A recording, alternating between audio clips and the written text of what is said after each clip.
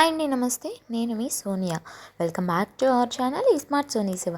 ఈరోజు మన వీడియోలో ఇన్స్టాలో వైరల్ అవుతున్న పుచ్చకాయ ఐస్ క్రీమ్ని చూపించబోతున్నాను.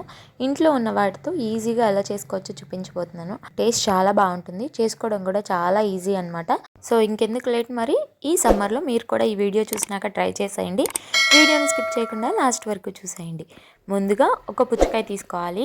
క్లీన్గా వాష్ చేసేసుకున్న తర్వాత పుచ్చకాయని ఇలా 2 పార్ట్స్గా కట్ చేసుకోవాలి. ఇలా కట్ చేసుకున్న తర్వాత ఒక పార్ట్ని పక్కన పెట్టేసుకోవాలి. ఇక్కడ నేను పుచ్చకాయ మొత్తం వాడట్లేదండి, ఇట్లా చిన్న పార్ట్ ఒకటి తీసుకుంటున్నాను, సగాన్నే వాడుతున్నాను అనమాట పుచ్చకాయని.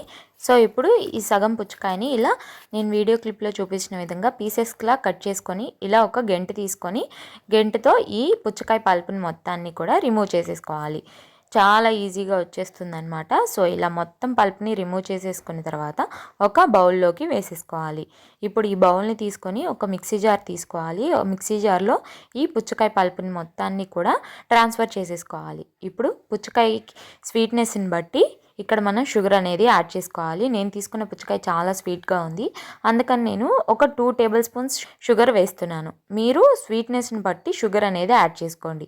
ఇప్పుడు ఇందులోకి పాల మీద మీగడ ఉంటుంది కదండి, పాలు కాచుకొని చల్లారిన తర్వాత ఫ్రిడ్జ్లో పెట్టేసుకుంటే పాల మీద మీగడ అనేది చక్కగా మనకి థిక్గా తయారవుతుంది. ఆ పాల మీగడని ఒక పావు కప్పు దాకా ఈ పుచ్చకాయ ముక్కల్లో వేసేసుకొని మూత పెట్టేసుకొని మధ్య మధ్యలో ఆపుకుంటూ ఒక 10 నిమిషాల పాటు బ్లెండ్ చేసుకోవాలి. ఇలా అంతా కూడా బ్లెండ్ అయిపోయిన తర్వాత ఒక గిన్నెలోకి స్ట్రైనర్ పెట్టుకొని ఈ పుచ్చకాయ జ్యూస్ని చక్కగా ఇలా స్ట్రెయిన్ చేసుకోవాలి.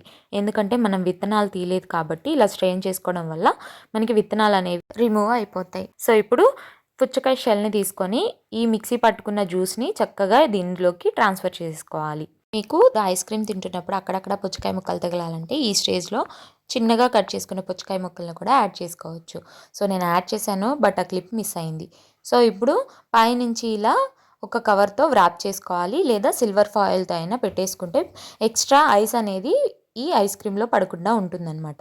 సో ఇప్పుడు ఇలా రెడీ చేసుకున్న పుచ్చకాయ ఐస్ క్రీమ్ని ఫ్రిడ్జ్లో 7 to 8 అవర్స్ పాటు ఫ్రీజ్ చేసుకోవాలి. నేనైతే 7 అవర్స్ తర్వాత చూపిస్తున్నాను చూడండి, మన ఐస్ క్రీమ్ అనేది రెడీ అయిపోయింది.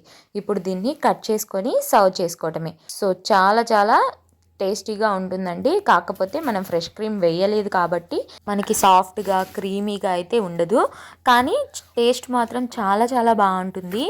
సో ఇలా మన చేతులతో మన ఇంట్లో ఉన్న వాటితో ఈజీగా ఇలా పుచ్చకాయ ఐస్ క్రీమ్ని చేసి మీ పిల్లలకు కూడా ఇవ్వండి. చాలా కలర్ఫుల్గా ఉంటుంది కాబట్టి పిల్లలు కూడా ఇష్టంగా తింటారు. బయట ఐస్ క్రీమ్స్ని కొనివ్వమని అడగరు.